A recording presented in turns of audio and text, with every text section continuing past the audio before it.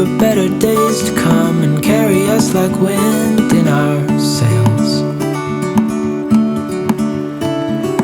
Hold on tight, I can smell the shore, it's right in front of us if we just hold on tight. This vision that I saw is getting closer every dawn. We are dreamers of the shore.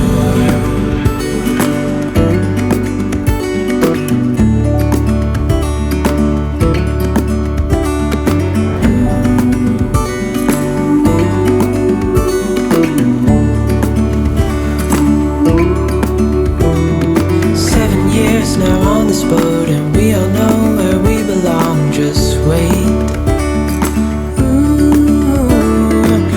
For our home to show on the horizon, soon we'll be there.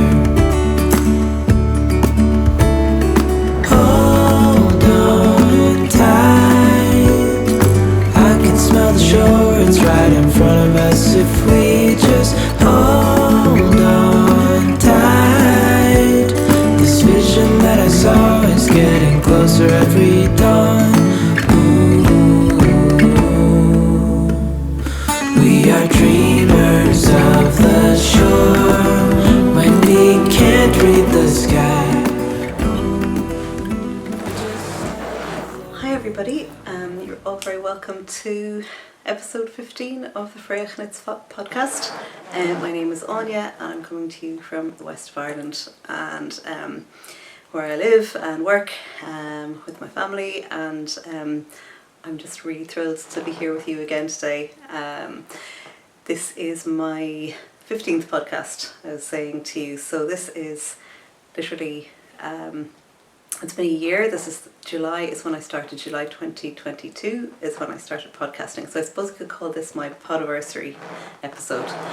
So I'm actually just thrilled to be with you here today. Thrilled to still be here after 12 months. I've been really looking forward to podcasting today because there's actually so much that I have to tell you about. So many exciting things that I've been doing with my knitting. I've been really getting back into it, loving it again. I went through a phase of not being so enthusiastic, and yeah, so it's really good to be with you. I hope you're all keeping well.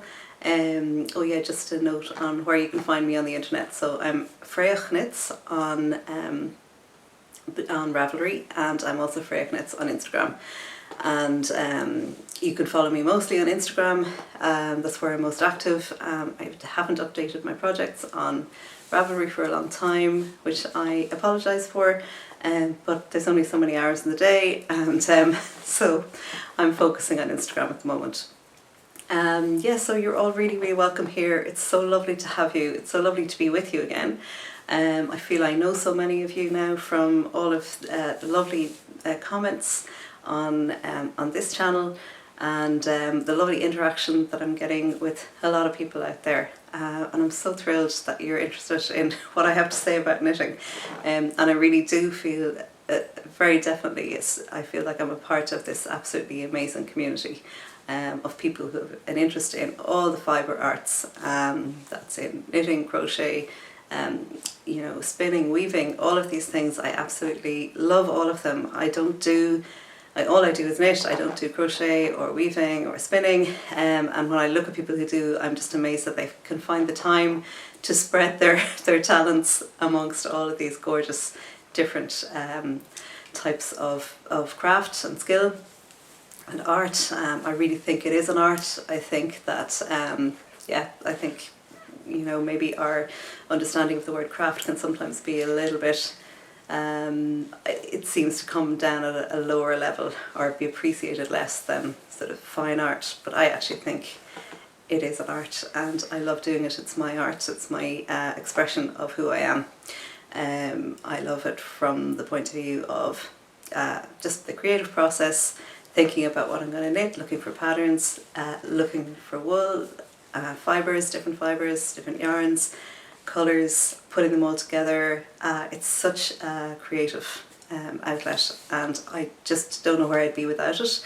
and I love having this channel to be able to share it with all of you out there in YouTube land. And so thank you all so much for being here for the past 12 months, for supporting me, and for taking part in this project, I suppose, of sharing and being part of a community.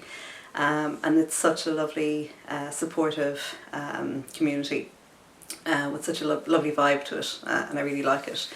And I know lots of people get a lot out of it. So yeah, thank you so much for being with me. Thanks to you if you're a new viewer, and I know I've had a few new subscribers in the past couple of weeks, so thank you very much if you've just joined me and joined us here in this little space, in this corner of the internet, as they say. Yeah, so I've got a really exciting lineup for you today.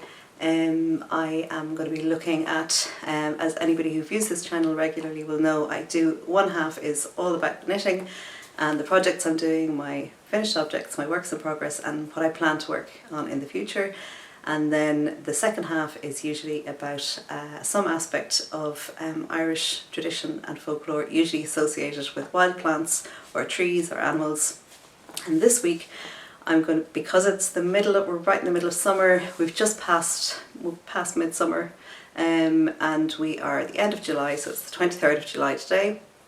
And I thought I'd look at the honeysuckle plant, or woodbine as it's sometimes known. It's growing in the hedgerows all around me here. I'm very lucky to have wild honeysuckle growing near me, because it's one of those absolutely stunning summer plants that you smell it before you see it. It has the most beautiful perfume, and when the weather heats up a little bit, warms up, and there is always damp, rainy weather here, you get this waft of a beautiful perfume coming from the hedgerows as you're walking along the road. So yeah, it's just, I've always loved it.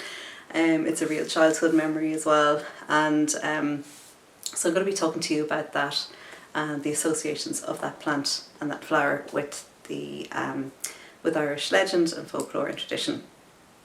So yeah, if you want to just grab yourself something nice to drink. I'm drinking a hot drink today, even though we're in the middle of the summer, because Ireland has been freezing cold for the last couple of months. We had a really few lovely weeks in around June. We had about 3 weeks of fabulous weather in June, and then the weather, as soon as the children got their holidays from school, actually, the weather just deteriorated really badly. So we've had rain, wall-to-wall rain, for the last sort of, I don't know how many weeks now, probably about 4 or 5 weeks.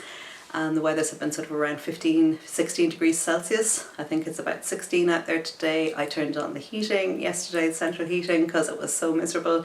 We've had the fire on as well a couple of days. When my sister came to visit there recently, we had the fire on.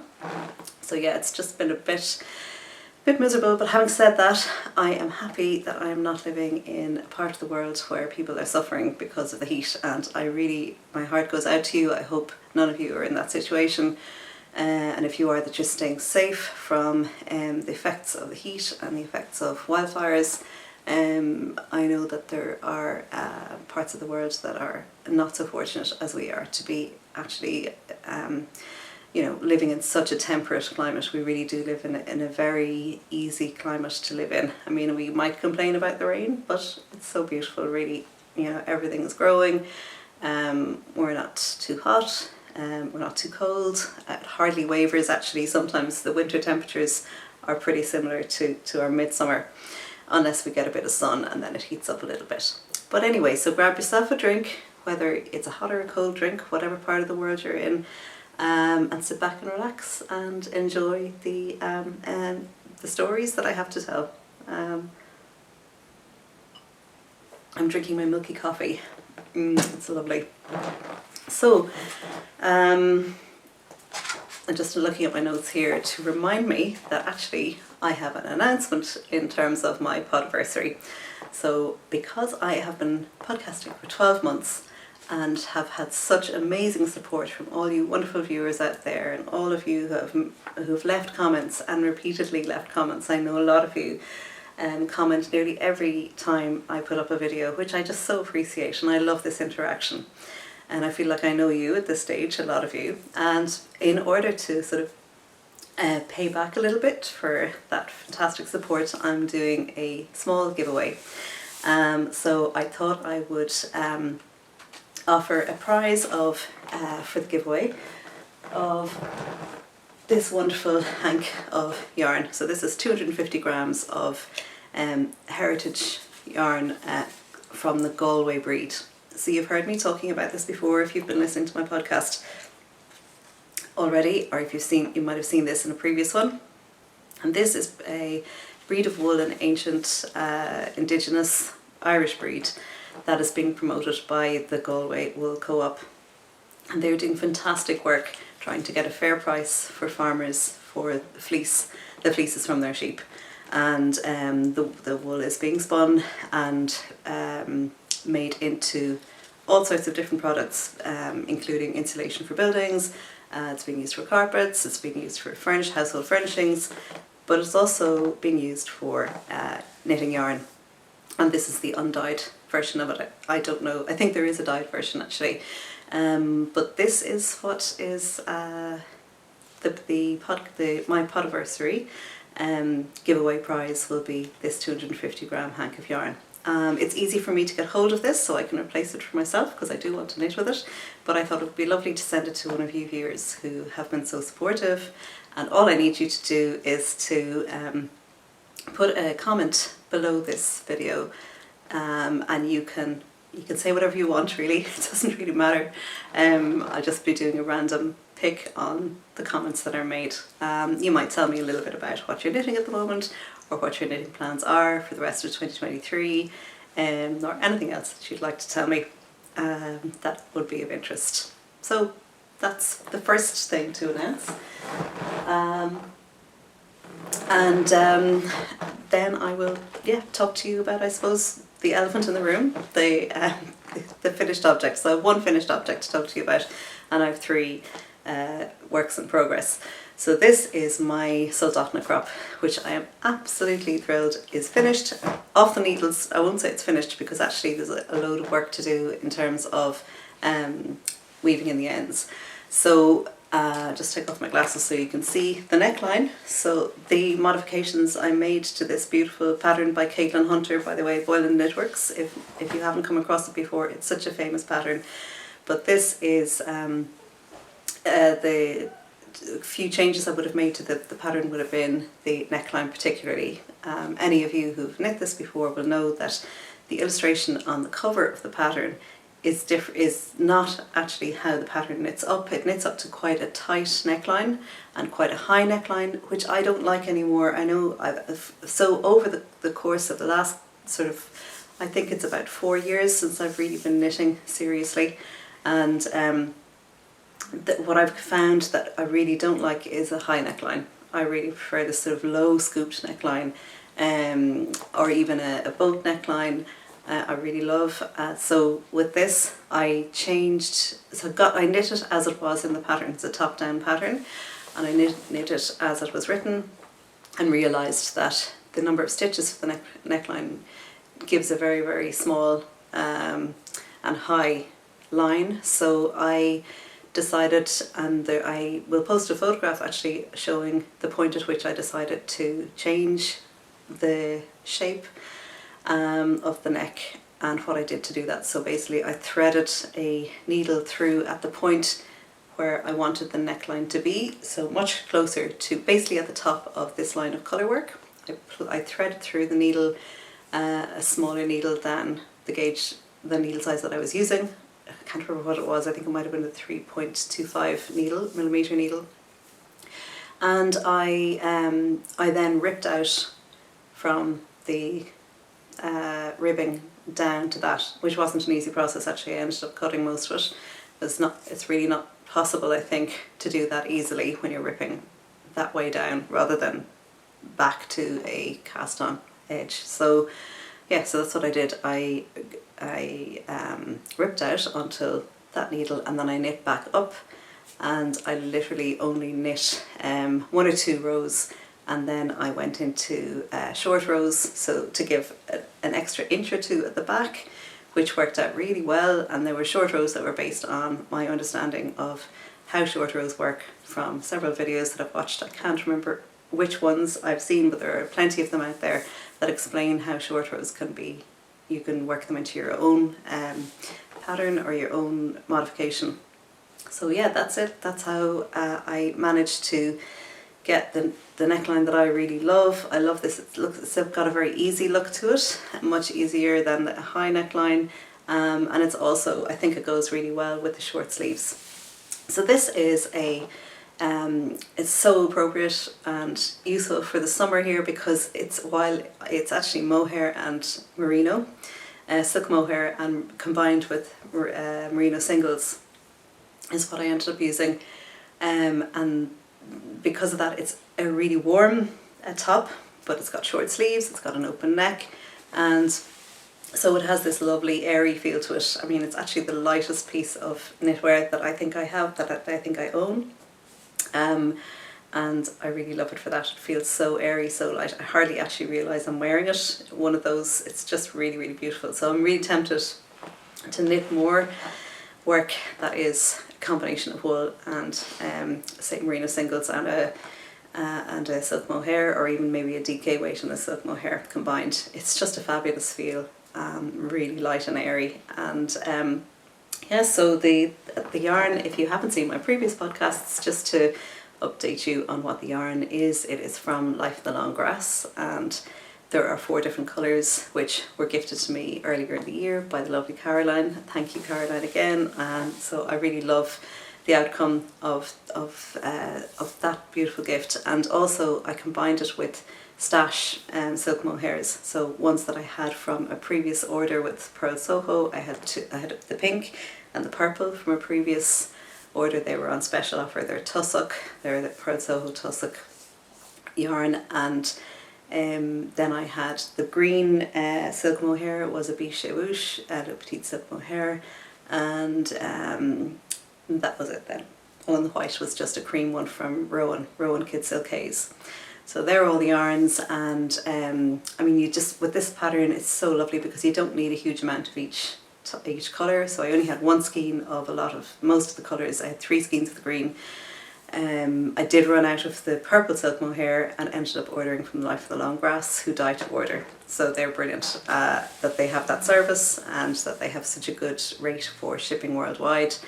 Only €9. So I think I did just I managed, I suppose, in the end, to create something that for me is so close to the reason for the name of this podcast, Fraochknits, is Fraoch meaning heather. So this is my heather Soldotna Crop, and I recently filmed some footage when I was away down in County Kerry. I was doing some walks down there, and I was walking over I think I forget, Triskel Mountain.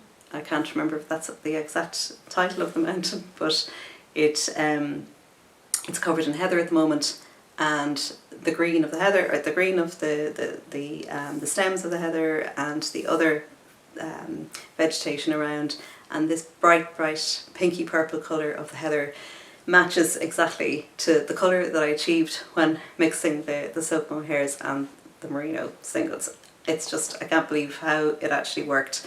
If you look at my Instagram page, you can see the 2 of them side by side. You can see a photograph of the top and the video beside it, and it's actually uncanny how close the colours actually are. So I'm amazed. I'm really, really happy with that. So that was great fun. So yeah, that's where I am with my finished object. Yeah, so we'll move on to works in progress next.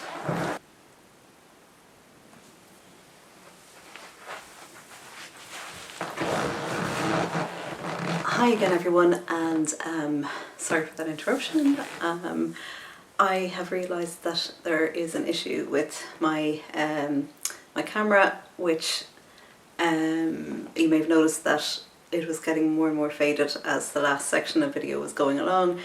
I'm sorry about that, and I've realised what the problem was. The last time I took my camera out, I used my camera for work, and it was raining, because it's been raining so much recently, and the camera got wet, and I haven't realised this until now. And what's happening is, when the camera is running, when the video is being recorded, the camera is heating up, and the moisture inside the camera is condensing on the lens.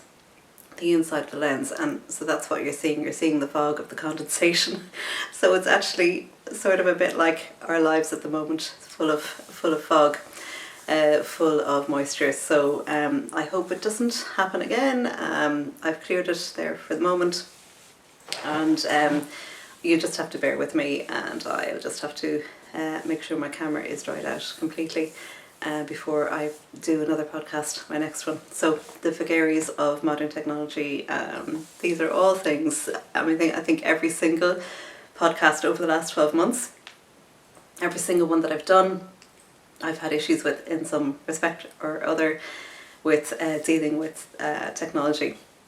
And it's been such a learning curve, as they say. It's been such a great learning experience for me, because I absolutely love working with visual material. I love working with the videos. I love combining sound with the videos, and learning to use a video editor has just been actually like it's been like a play for me. It's been like playing with yarn, playing with video, playing with sound. So I've really enjoyed the process, but I'm sorry, I am an amateur, so you'll have to just put up with all of these small issues as they arise, but hopefully they don't detract too much from the enjoyment of the podcast, and I hope you forgive me for them. So that was the problem that I encountered there. So back to what I was telling you about. I never showed you the how this fits. Actually, it fits really well. So I'll just stand up and give you a little twirl. The camera's quite low down today, so I will just, as you can see, the ends have not been woven in, but you can see that the fit is really well. It is really good. I love it, and yeah, it's a perfect fit for my body. I like a fair bit of positive ease in most of my projects, and this was no different, so I'm thrilled with how it turned out. So yeah, that's the finished object for today. So I'm going to show you some of the works in progress. My most recent work, which I only started last night, actually, I'll cast this on. My most recent cast on is this piece of ribbing here, and this is being knit with the green Life in the Long Grass, which I used in the Soldotna Crop, and I combined this. This is actually the colourway, so this is linen and merino, 90% merino, 10% linen, and it is in the Grove colourway. I couldn't remember the colourway the last time I was talking to you about it, and I combined that with the green silk mohair. So you can see this absolutely stunning, really subtle colour, absolutely beautiful heathered effect from the linen. I love anything with linen in it, linen blends of yarn. So I have 2 and a bit skeins left, so not enough to make a whole jumper, but I thought instead of ordering more, I'm always trying to use what I have. I thought what I would do is knit a summer top, and I absolutely love 2x2 ribbing, and I thought I'd make a ribbed top, not short sleeves, but a no sleeve top. So I found this fabulous pattern, and it is called the Ribbed to Your Measure pattern by Lacey Williamson. I'll put up a photograph here it was published in 2022, and it is a really simple, the simplest pattern that I've seen for a cropped top. It's really cropped, and if I can get away with it, I'll knit it a bit longer. But I was thinking I can wear something underneath it as well, and I can hopefully get away with it. But it's just the other thing I've seen people styling it is with a sort of a shirt over it or a jacket over it, and I have a lovely little denim jacket, a navy denim jacket, which would go really well, I think, over this. So this is the back panel, and you're simply knitting down, and as you can see, I'm increasing as I go along, increasing in ribbing. So it's 2x2 the whole way. Absolutely love the simplicity of this project. We may not be getting the weather for this type of top, but as I said, it can be worn with something underneath it, or I can wear the jacket over it. And it is merino, it's 90%, so it's a lot of merino, and a lovely bit of linen to give it that sort of extra lightweight summer feel to it. So Life in the Long Grass again. This beautiful colourway. It's such a gorgeous green. I love all green colours and this green shades and hues, and this is a beautiful one. So that is my latest cast on. As I said, only one evening's knitting in that, so that's really enjoyable at the moment. And then I am also working, oh yeah, just actually I have some notes here about this project, and that is trying to determine the right gauge when you're knitting in ribbing, because ribbing stretches so much that it's really, really hard to determine what actually is the right gauge. So instead of doing a gauge swatch, which I didn't do for this, I decided to go with, because the way the pattern is written, she tells you that for if you're knitting the number of stitches, cast on stitches for a size 40 inches, which I'm doing, I'm actually a little bit bigger around the chest. My chest circumference is about 41, and 41 to 42 even, but I'm going for the 40 inch. And when you're doing that, she gives you an upper stretch limit and a lower stretch limit measurement. So I think it's 50 down to 26. So when it's unstretched, it's 26, and when it's completely stretched to its maximum, it's 50. So you're going to come somewhere in the middle in between there. And the other thing, so I've gone for a slightly lower size than my actual measurement. The next size up was 44, so I wasn't going to go there. And I've also come down in needle size. I've come down from 3.25mm, which they're recommending, to a 3mm needle. And the reason for that is just my gauge. My tension is always very loose, and I'm deciding this time, every time I say to myself, I should probably come down a needle size from what they recommend. And sometimes I don't do it and I always regret it. So I'm doing a 3mm needle size, and I'm doing the 40 inches, so it's the size 4. And normally I would do a size 5. This is a size 5, I think, in the Caitlin Hunter Soldotna. But the size 4, I really, really want this to be completely fitted. I want it to be purely negative ease, and that's because that's the style of the garment, as you can see. So it's sort of a departure for me. Everything that I knit is generally positive ease because I'm trying to hide my shape, and actually I've realised from looking at so many wonderful photographs of incredibly beautiful women's bodies that, it doesn't matter what size you are, it doesn't matter what shape you are, I think we need to celebrate our bodies. So there's such a positive body image thing coming out of the knitting world, which I really love, and it's actually given me a little bit of courage to finally knit something that's negative ease for a top. I think I'm just going to go for it, see what it looks like, and yeah, I think it'll be good. That's my adventure there with that particular project. So the next work in progress then is another summer top, actually, another one that is using a linen mix or a linen blend, and this is the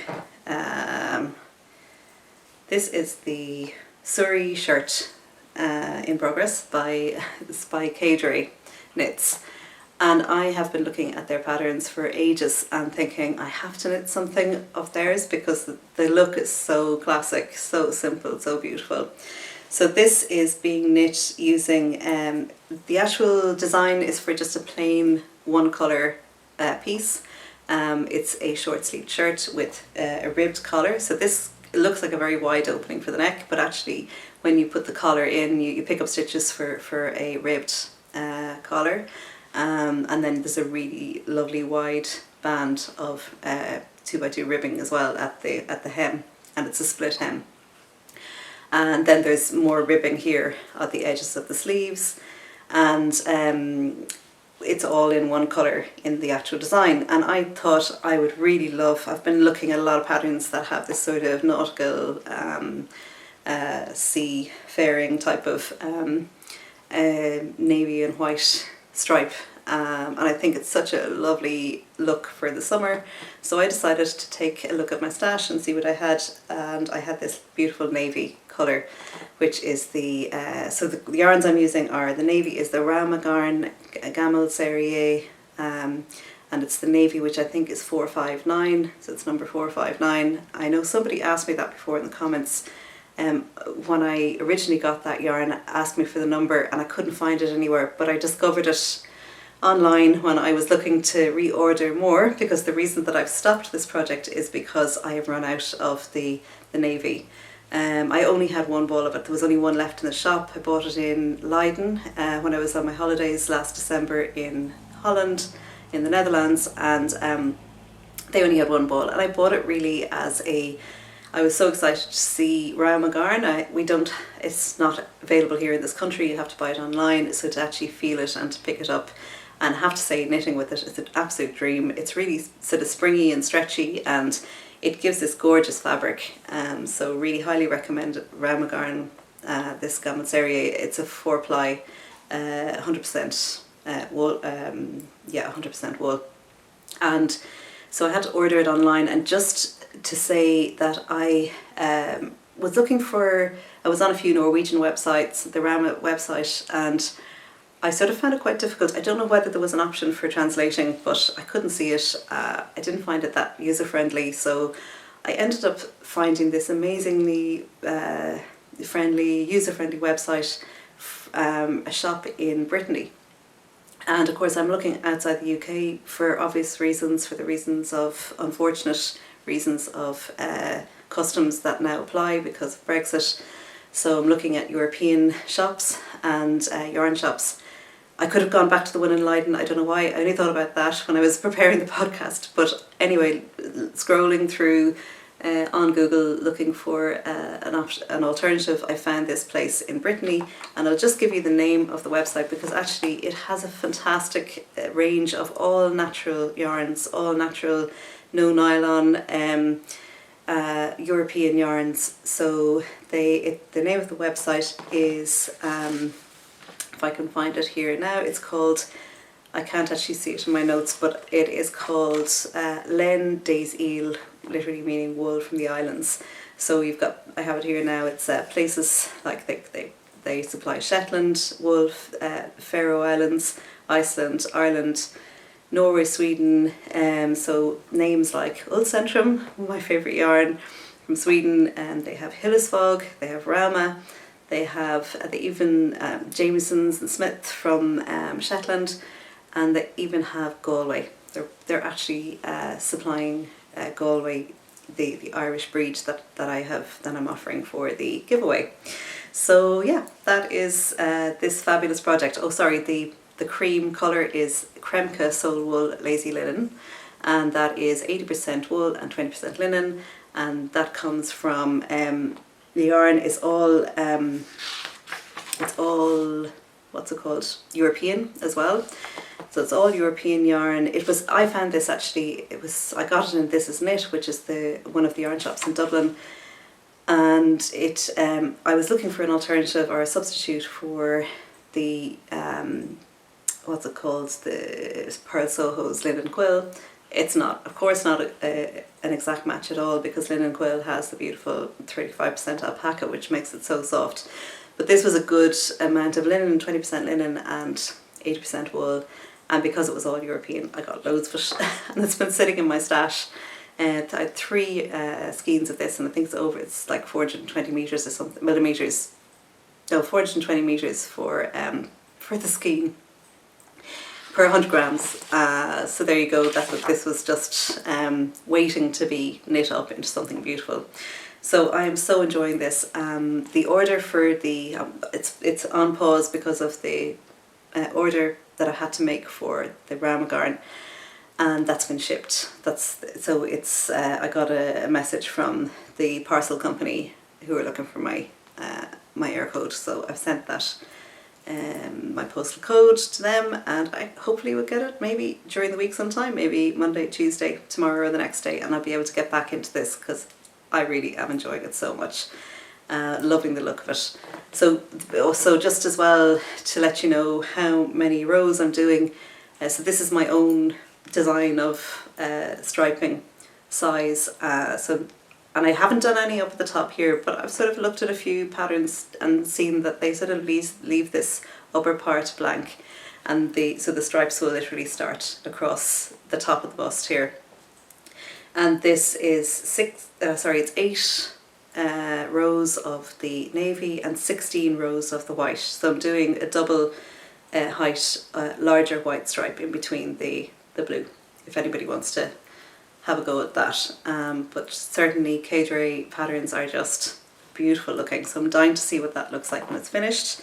There's the lazy linen in its skein form, beautiful. Oh yeah, the other thing about this, I used the navy in when I was knitting the what's it called, the half and half triangles wrap. I used the navy version of this, and it's actually much scratchier. It's not as nice. So this, possibly because it's undyed, is much softer, and I find that with undyed yarns are so different in quality and texture to the dyed versions of the same yarn. So it's really nice to be doing undyed, to be knitting with undyed yarn. So that is the second one, and my third work in progress. So before I start talking about this, I just want to give a big spoiler alert to everybody, because the next project is my progress on the Stephen West Surprise Sock KAL, which I found myself casting on as a sort of a really spontaneous cast on with yarns that I had in my stash.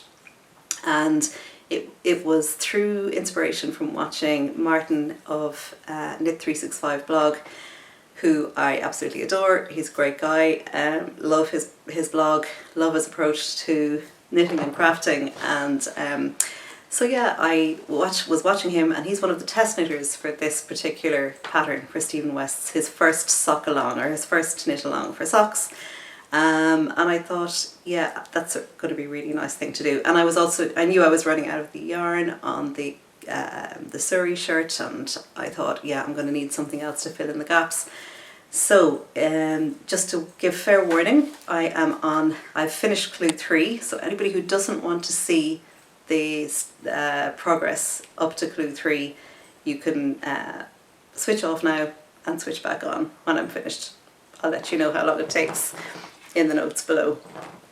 So here we go. This is the mystery sock along progress on the right sock. So the right and the left in this pattern are mirror images of each other. So I haven't started the other sock. This is caught up now here, but basically this is what's it called again? I've forgotten the name that he has for the sock actually. What's it called? It's something, Contrast Blast Socks, I think they're called. So as you can see, it's really, really groovy. It's really good fun. I've had so much enjoyment out of knitting this sock, and it's taken me ages. This is like, it's all 4-ply. I think I've realised that I actually avoid knitting socks. Oh, here's Gatto coming in to say hello. Say hi. Say hi, Gatto. You're on camera. So I think I just avoid knitting socks at this gauge anymore because they take so long. I've been mainly knitting with sport weight, I've knit with Aran weight, knit with DK, and oh yeah, the DK would be where I was mixing the merino. The last pair of socks, I think I was mixing merino singles with the silk mohair, which I absolutely love. But these are knit using 4-ply, and they're appropriately enough, they are yarns that I picked up when I was in Stephen and Penelope's in Amsterdam last December. So yeah, so these are the Contrast Blast Socks.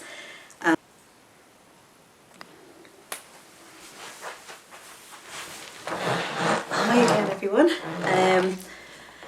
I've just realised that last section was slightly out of focus, so maybe we'll get it right on this end bit here, and I'm just going to show you this gorgeous sock again.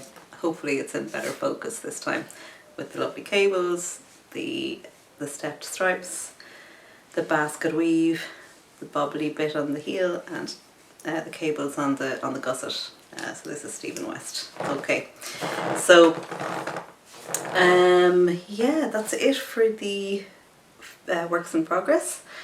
I'm hoping that the next time I talk to you I'm going to have a whole load more finished objects, because all of these are fairly quick knits, and I'll have a few things to show you.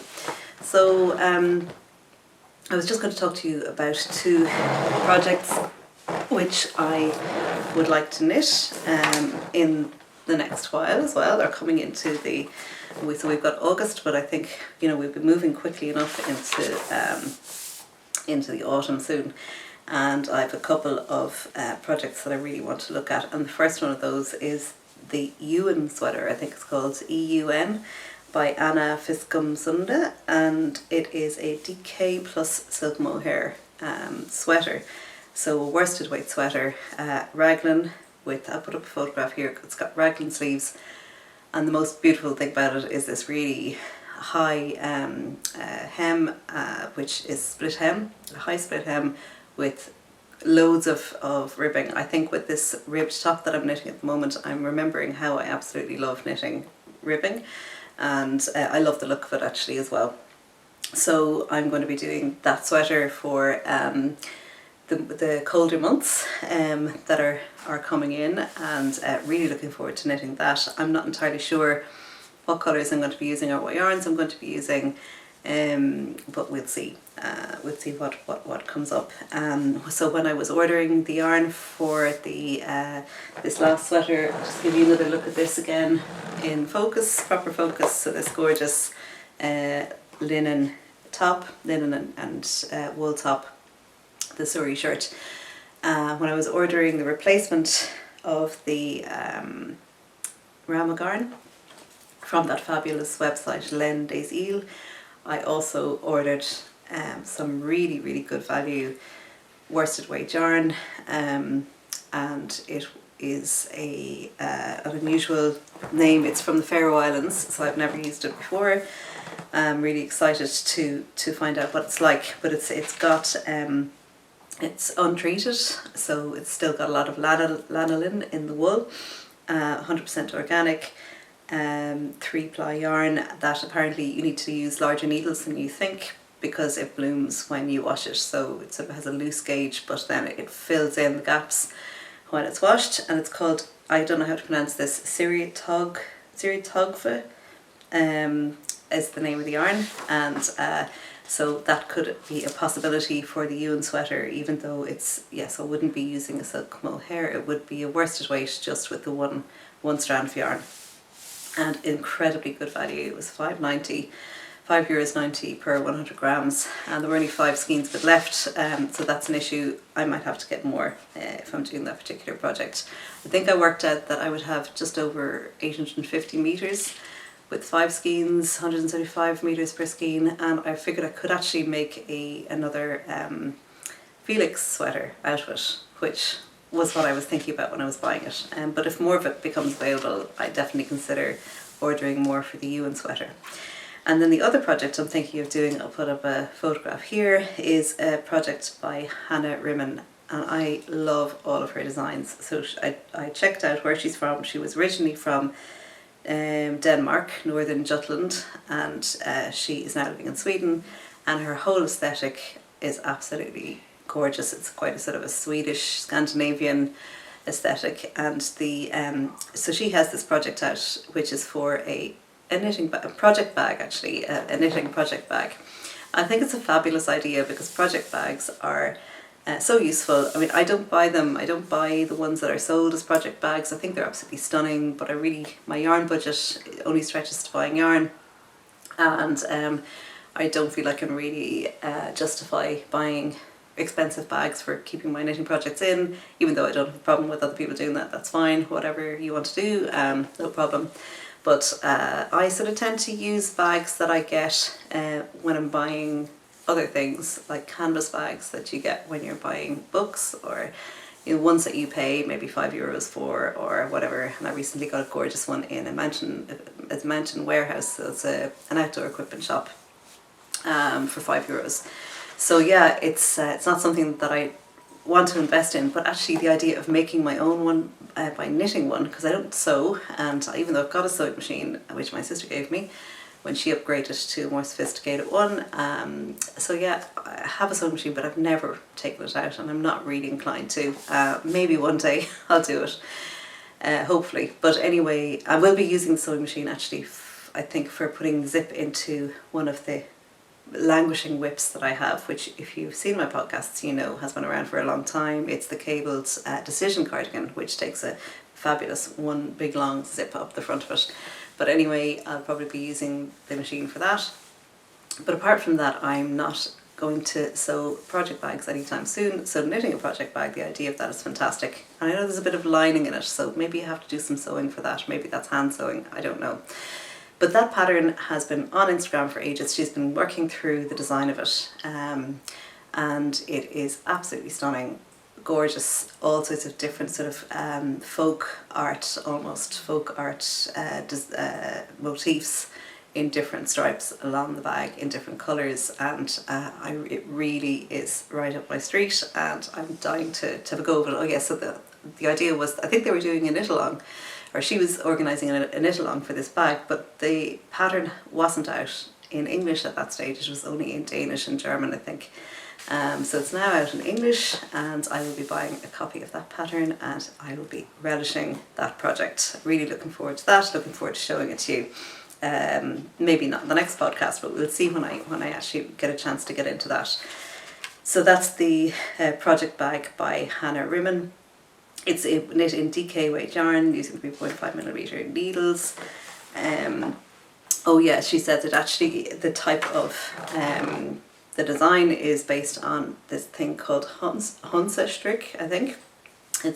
I'm not sure if that's pronounced correctly, but it's in it literally means chicken knitting, and it is part of a rebellion in the 1970s against the contemporary understanding of knitwear fashion. So it's all about folk art, I think, encouraging people to express their own creativity and experiment in a playful way with yarn and with colours, colourful patterns. So it's such, really looking forward to it. I think she also has a top and a skirt. I don't know whether there are patterns for them in this using the same motifs, but they look, I've seen them on her Instagram page. Hannah Rimmen is her name, so highly recommend her patterns. So that's pretty much it for the knitting section of this podcast. So I am now going to be talking to you about the honeysuckle, and I'm going to have to reach over and grab my honeysuckle which I collected this morning from the local hedgerows near me here, and I will go and get it now. So this is my lovely pot of flowers, and the smell of this is absolutely fabulous. So I have some meadowsweet, purple loosestrife, we have some thistle flowers, and we have the honeysuckle here. So I'm going to talk to you about honeysuckle. I'm going to take one of these out, and we can put this back down. So this is the honeysuckle. We get a better bit of it actually.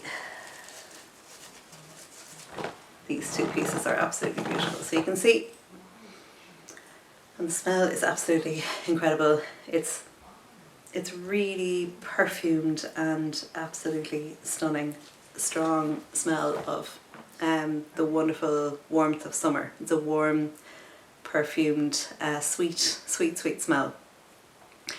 So honeysuckle, this is growing wild in hedgerows all over Ireland and possibly all over Britain, all over other parts of the temperate world, and it is also known as woodbine. So woodbine is a common name for it, and the Irish name is féin, and it is also known as an alternative name for it in Irish is banya gauna, and banya is milk and gauna is calf, so it's calf's milk.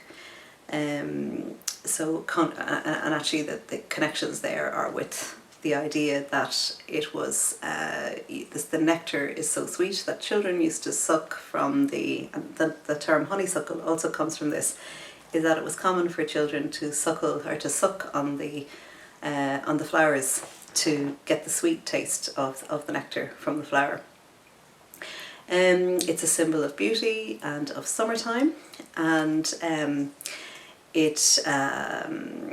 and the stems on it start out to being really flexible and soft, but they can grow really, really strong. And the term woodbine, I suppose, it's almost like wood bind, that it wraps itself around other plants and can choke the plants, and the stems get really strong and woody. So the symbolism and the themes associated with the flower or with this plant are both beauty and love, but also strength, and sometimes also overpowering strength, so dominating strength.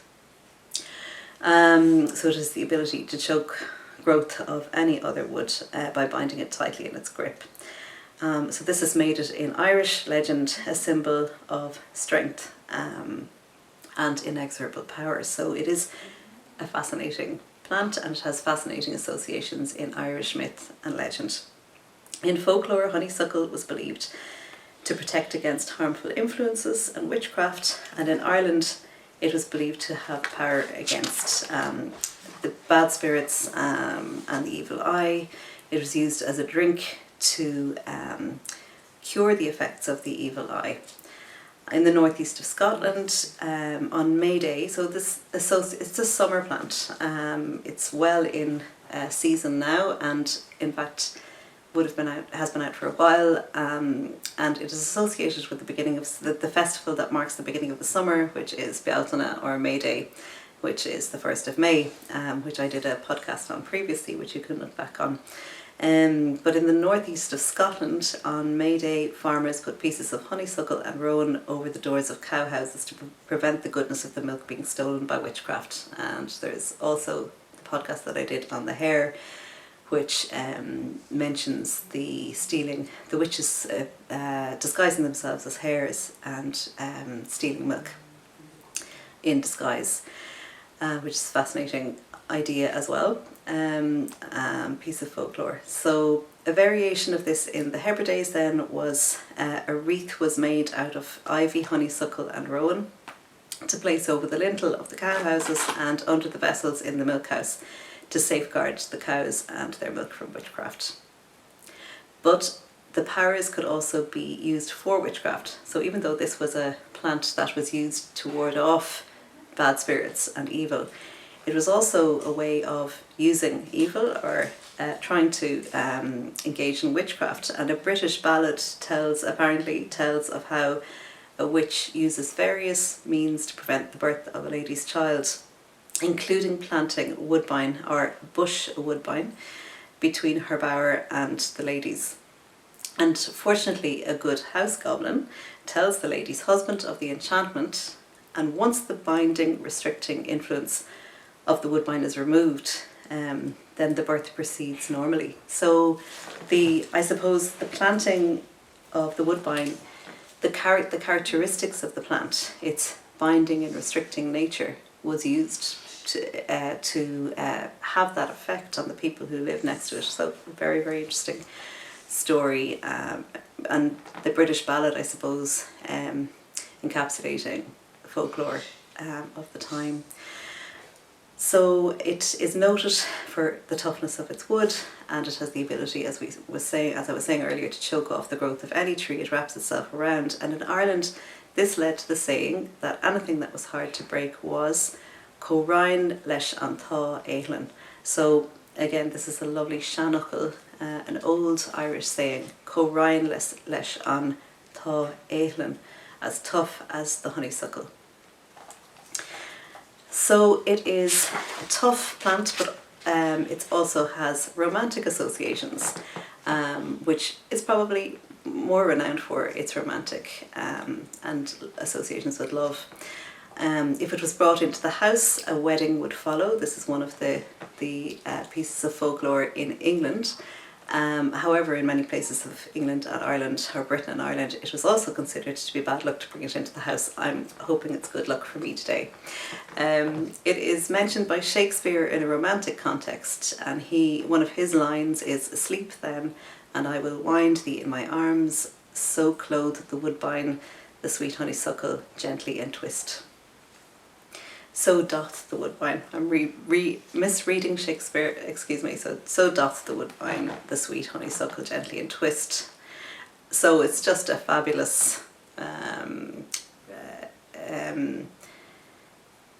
metaphor for the entwining and entwisting of the lover's arms. A beautiful metaphor. And so where does the name honeysuckle come from? Well, I've touched on this already. The flowers are full of nectar, and it was a favourite pastime of children to suck them from for the sweet taste that they gave. And some local names in England have a similar theme, such as sweet suckle in Somerset.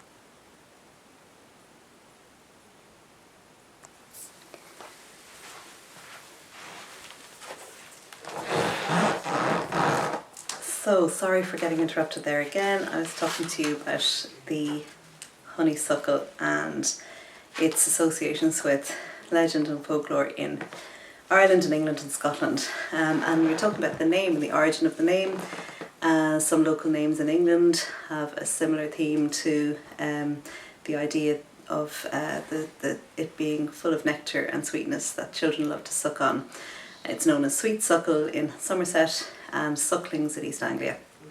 And in Irish, the name Bainne Gabhna, or calves milk, refers to the same idea as something sweet for suckling. And the name appears in the well-known Irish song Thugamar féin an samhradh linn. And the chorus of that song goes, and I have it written down here to remind me of the words. It goes, "Samhradh, samhradh, Bainne Gabhna, Thugamar féin an samhradh linn. Samhradh buoine no ní gléigeal, Thugamar féin an samhradh linn." So Bainne Gabhna is the honeysuckle, is what that's referring to, and the words literally mean summer, summer, we brought the summer with us. Golden summer of bright daisies, we brought the summer with us. Summer, summer, honeysuckle or calves milk, we brought the summer with us. So it was traditionally sung. So this is a song that I remember my mother singing, and she absolutely loved this song. And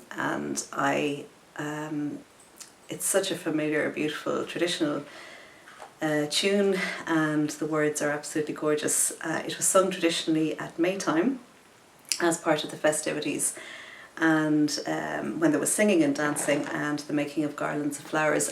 But the thing about the song that I didn't realise is that it goes back a long, long way. Apparently it was collected by Edward Bunting, who was a great collector of traditional music, back in 1792 at the Belfast Harp Festival, and it's thought to date to the 17th century. I mean, there's a date of 1633 that has been put on the song, on the words and the music. So it's an ancient song that was sung at Bealtaine at the festivities, welcoming in the summer. So it's a welcoming in the summer song. And I was going to sing a version of it for you here, and I thought what I would do is record it. So I've recorded myself singing Thugamar féin an samhradh linn as a tribute to my mum, who absolutely loved this song. And so you can listen to that at the end of the podcast. I'm going to put it to a video, and you can listen to an a cappella version, so no accompaniment, just the voice, just my voice, and the beautiful Irish language and the beautiful idea of summer coming in. And Bainne Gabhna, or Gabhna, being the milk of calves, being honeysuckle, being a central theme in that beautiful song, which I never knew until reading Neil McCutcheon's book. I wasn't familiar with the translation of Bainne Gabhna until then. So in legends and mythology, we have honeysuckle's ability to be, it's a symbol of strength and power because of its ability to choke other plants, and it features prominently in a tale called The Death of King Fergus. So at one point in the story, Lúthien, who was the king of the leprechauns, makes a visit to King Fergus, and he notices one of Fergus's servants throwing a piece of honeysuckle twisted around a length of wood, throwing this into the fire. And Lúthien is shocked that the servant doesn't realise that this would bring ill fortune. And so he recites a poem about the properties of various woods to educate the servant. And it begins with a description of, and to educate Fergus as well, it begins with the description of Honeysuckle's own powers as the king of the woods. So it was known as the king of the woods in Celtic legend. And the first part of the verse goes, "O servant to King Fergus, make sure the fire is good, on land or on sea. Do not burn the king of woods, high king of Irish woods, that no army can hold. It is no weak service, tough trees to unfold. But burn the weak woodbine, and warning cries will sound of danger at spear point or strong waves to drown." So the implication behind this story is that burning of the woodbine, or the honeysuckle, in some way foreshadows or contributes to King Fergus's death later on in the tale. So really interesting associations of the magical powers of plants, again in Irish legend, and the magical powers of the woodbine, and the folklore associated with burning, or the superstitions associated with burning the woodbine being a harbinger of ill fortune. So, and then apparently the word that is used in Irish to describe the honeysuckle, so it's called féin, and this sometimes was used to mean chief. So it was interchangeable. Féin was a word interchangeable with honeysuckle and chief. So it was the king of the woods. It was also the king of the people, or could be used to describe that person. So honeysuckle's themes of love and strength come together then in another tale, and this is the tale of the love between Baile Mac Buin and the princess Alin. And their love is ill-fated, and they both die of broken hearts and are buried separately, and a yew tree grows from Baile's grave and an apple tree from Alin's. And after 7 years, poets make writing tablets out of the wood from these trees, and it so happens that these poets later attend the feast at Tara at the same time, and the High King Cormac MacArt is taken with their poems. He's impressed by the poetry that they have written on these tablets that come from the wood of the yew tree and the wood of the apple tree from the graves of Baile Mac Buin and his lover Princess Alin.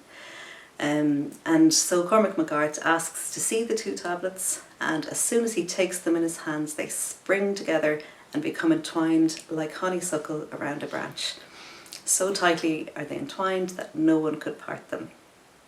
So the honeysuckle has this, combined, as we saw Shakespeare talked about it in the sense of the lover's arms entwining, and it has the symbol of strength, so the High King of the Woods, and these two qualities are combined in this fabulous tale of Baile Mac Buin and Alin. It's also included in the Brehon laws as one of the lower division of the wood, so it has been linked by some medieval scholars then as well to the Ogham alphabet. So again, the importance of our native trees and plants and flowers in Celtic legend is there. It was respected so much that the Brehon laws protected it. And it's really lovely to think that I could hold the same plant today that the Celtic people would have had so much respect for and so much love for, and such a symbol of the summertime and all of the abundance that comes with that. So in terms of practical uses in traditional herbal medicine, the flowers of honeysuckle have been used to make a syrup, to cure diseases of the respiratory system, and to cure asthma. And a decoction of the leaves have been used for diseases of the liver and the spleen.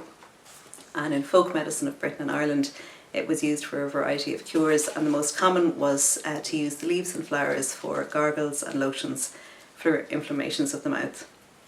And the powdered leaves were considered very effective for preventing fevers as well, and it was a cure for toothache. So an amazing plant all around. So that's all I have for you today about the honeysuckle, and I really hope you enjoy listening to the song of the summer, Thugamar, féin and samhradh linn, which follows in accompanying a video. The videos that I'm going to show at the end here, actually the footage that I've taken recently, were one of them is my walk in County Kerry on the North Kerry Way, where you can see the heather in full bloom, and the other one is some footage that I took at a place called the Céide Fields in North County Mayo, which is an archaeological site where they have identified these field systems that are thousands of years old, and it's a fascinating site, and there are beautiful views over the Atlantic Ocean off the north coast of County Mayo. So I hope you enjoy the footage at the end of my rambles around Ireland, and I hope you enjoy the traditional song, and I hope you've enjoyed the podcast.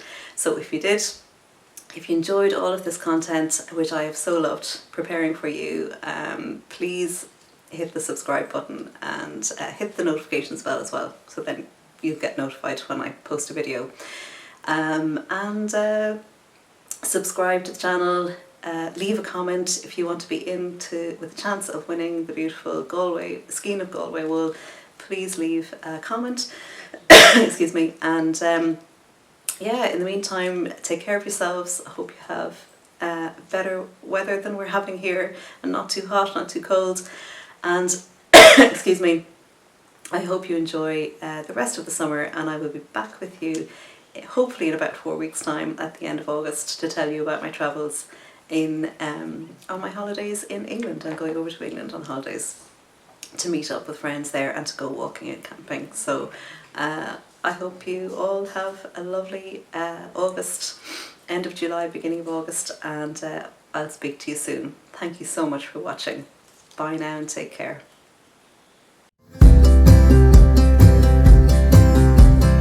I would be up waiting for you if you had to leave. I would wait a lifetime if you were at sea. I just wanna say that I feel that our love is real. Maybe we should hurry up and seal the deal.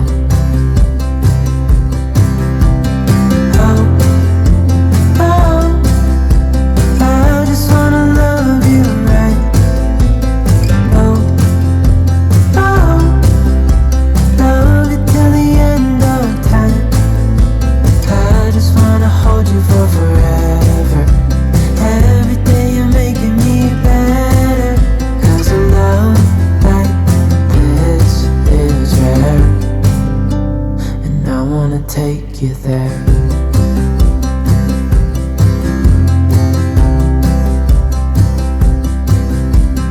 I would give it all away to do it all again. Make our love a story that would never end. Never thought I'd feel so alive, looking in your eyes. I just wanna love you till the day I die. Oh, oh, I just wanna love you right. Oh, oh, love you till the end of time. I just wanna hold you for forever. Every day you're making me better, 'cause I love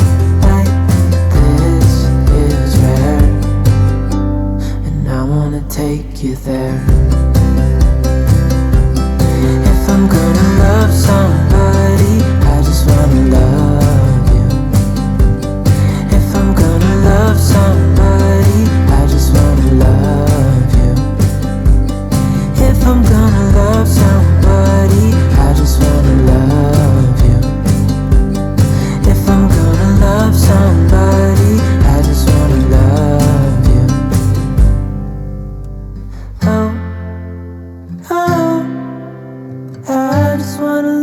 you